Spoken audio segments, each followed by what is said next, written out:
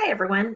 I hope that you're doing well. Certainly thinking about all of you right now, and I hope everyone is staying safe and being safe and doing fine. I will be putting on a couple of videos online and also some chapter videos. It's nice enough that Cengage has given us free access to MindTap, which will have the videos and some quizzes. So we'll do some extra work to cover um, not being in class. So I certainly appreciate your understanding. I did want to touch a little bit on branding because we did not talk too much about branding before we left on spring break. Anyway, basically, what is a brand? Marketers believe that a brand goes above and beyond the product itself. A brand is not just a well known name, but it also is the image that the company invokes on it. A good brand is a portfolio of qualities associated with under the company's control. Companies can also build brand association through classical conditionings, basically a jingle, a slogan, a specific spokesperson, or obviously their logo. Anyone have any idea where brands actually began? Brands started back way back in the day of cattle marking, was starting the branding cattle for ranchers. So that's how they all had their own individual brands. That's how the branding started. Branding is first and foremost a name on it. Some names immediately convey the information, such as YouTube on it. Other names are maybe a far stretch. Sometimes it can be a mistake. With the brand name like Home Depot doesn't exactly say what the business actually is. Some are maybe the name of the founder. Oprah's company, Martha Stewart. Pros and cons to that, you're really tying to the name of the person. If something happens to the person or if they get some bad press, Martha Stewart had some issues with insider stock trading, and that can also hurt the value of the company on it. Like I said, you're just tying a lot to it. If they have an untimely death, again, that's going to be a problem for them. Um, Logos and packaging colors also will help to engage the customer visually and sensually. 90% of impulse buys are based on the actual color on it. Culture is another important part that needs to be given its due diligence. We've talked about that. Cultures and specific colors that they use or that they dislike. So it's important for a company that's doing international marketing to make sure that they are in tune with that. Logos constantly need some updating, keeping them fresh. I think we kind of talked about this a little bit, but if you ever go out to the Sanford Pentagon, the local sponsors have their old ads. The Pentagon was designed to be set up like an old high school gymnasium, and so the company sponsors they went back and used some of their old logos. So it's kind of fun if you're ever out there to take a look on it and take a notice at some of the local companies with their brands on it. Why is it important for branding for customers? Brands convey information to customers. The brand names also help to identify the company, their production, and their ownerships on it. Brands can have a reputation of being bad, but the goal is to create a product that's reliable and predictable in quality. The customer always knows what it is that they're getting, how it's going to taste, the consistency and the packaging on it. Um, when the brand name is an insurance and quality, it's much easier for the customer to make the buying decision. A lot of times they don't even need to think about it. There's less perceived risk or associated with the choice when the customer knows that the brands are good. Reliability also implies consistency and predictability in the performance of the product on it. Many brands also serve as status symbols. Talked about those in several classes, but Mercedes-Benz, Louis Vuitton purses, Rolex watches, all of those really would be a status symbol for someone purchasing them on it. For companies, brands can definitely induce loyalty. It's important for their customers and for their stockholders.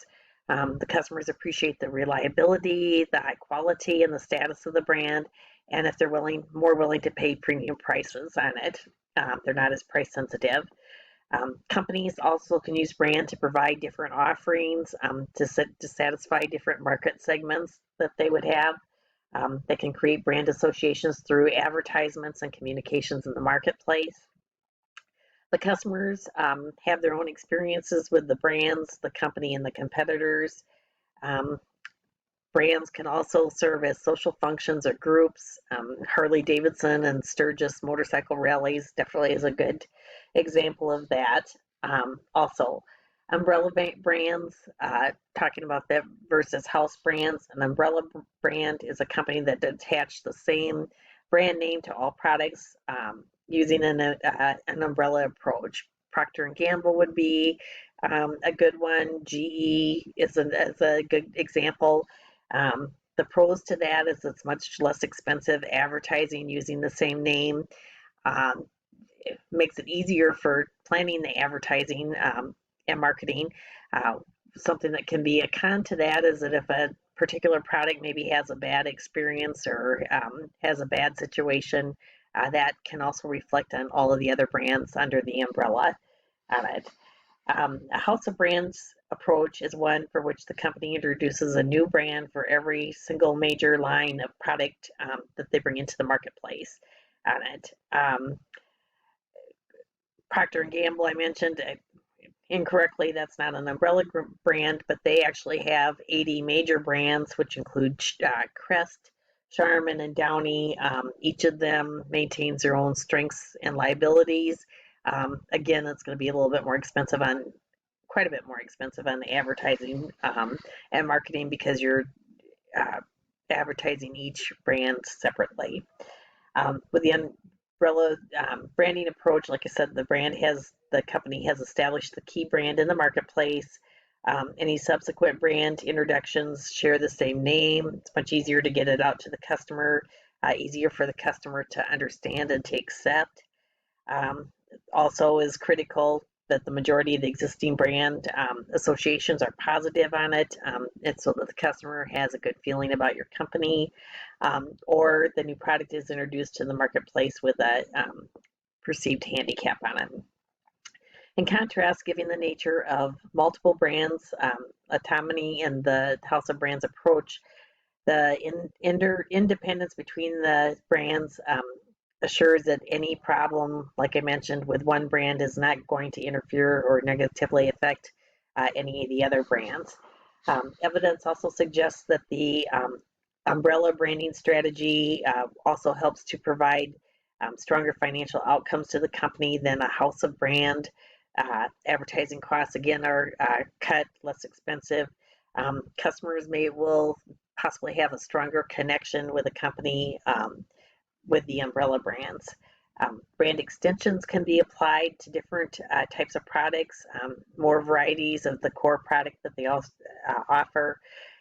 Co-branding, when two companies collaborate into a joint venture to create a good or service for the company. With your computers, the Intel Core processor, that is definitely an option that's on a lot of our computers. And it Febreze can co-brand with like Gain fabric or Gain soap with the scents and the smells on it. Global brands revenues, if a company is considered a global brand if 30% of their revenue is actually outside of the company, outside of their host country. Think globally and act locally. Kind of have touched about that a little bit if you get into international marketing class, which will be offered next fall semester. Like I said, colors can be offensive to some countries.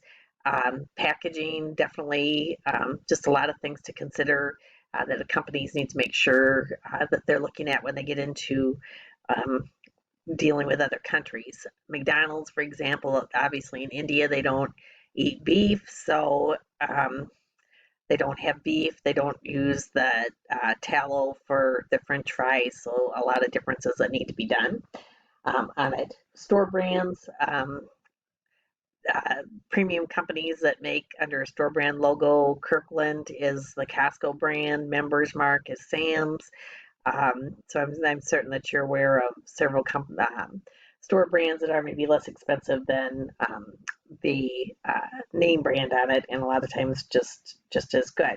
So there is a methods video that's associated with this chapter, and I will put the instructions online on how to access that Mind tab. I do want to let you know that thinking of all of you, and if there's anything I can do to help you out, please let me know, and we will all get through this together. So take care, and we will be talking soon. Thank you.